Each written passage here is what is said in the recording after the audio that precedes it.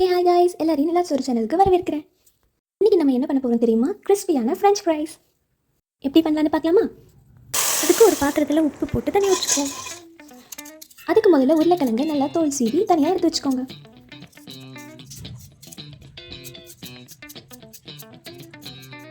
அப்புறம் தோல் சீவின உருளைக்கிழங்கு ஃப்ரெஞ்ச் ஃப்ரைஸ் ஷேப்பில் நம்ம கட் பண்ணிக்கலாம்.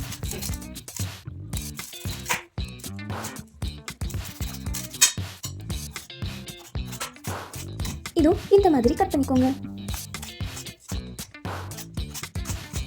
இதே மாதிரி நம்ம எல்லா உருளைக்கிழங்கையும் கட் பண்ணி எடுத்துக்குவோம். இப்போ கட் பண்ண உருளைக்கிழங்கெல்லாம் நம்ம ஒரு பாத்திரத்தில் ஏற்கனவே உப்பு போட்டு வச்சுருந்தோம் இல்லையா, அதில் பேக் பண்ணிக்குவோம்.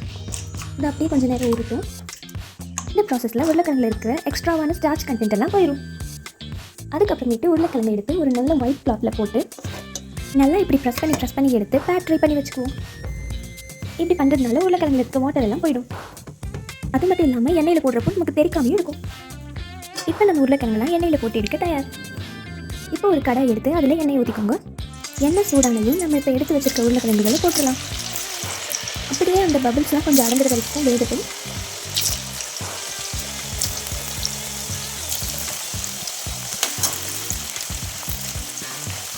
அப்புறம் இந்த மாதிரி ஒரு பாதி ஃப்ரை ஆனதுக்கப்புறம் நம்ம அதை எடுத்து வச்சுக்கலாம். அப்புறம் இன்னொரு பேட்ச் உருளைக்கிழங்கு நம்ம இதே மெத்தடில் போட்டு எடுத்து வச்சுப்போம்.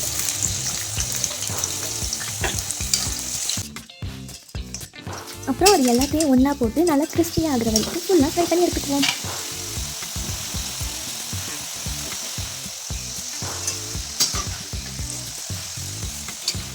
இதே மாதிரி எல்லாத்தையும் நல்லா கிறிஸ்பியாக ஆகிற வரைக்கும் ஃப்ரை பண்ணி எடுத்துக்கோங்க. கேட்டிங்களா எவ்வளோ கிறிஸ்பியாக இருக்குன்னு?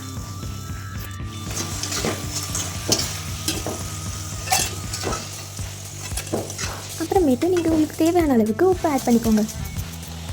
அப்புறம் நாங்கள் டேஸ்ட்டுக்காக மிளகாத்தூள் கொஞ்சம் ஆட் பண்ணியிருக்கோம்.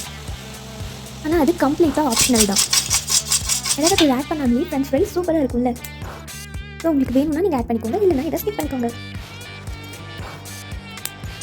ஐயோ, நான் உடைச்சது எங்கேயோ போய் விழுந்துருச்சு கைஸ். வாங்க ஒரு பைட் சாப்பிட்டு பார்க்கலாம். ஓகே கைஸ், தேங்க்ஸ் ஃபார் வாட்சிங். நெக்ஸ்ட்டு வேறு என்ன டிஷ் சமைக்கலாம்னு கமெண்ட் பண்ணுங்கள்.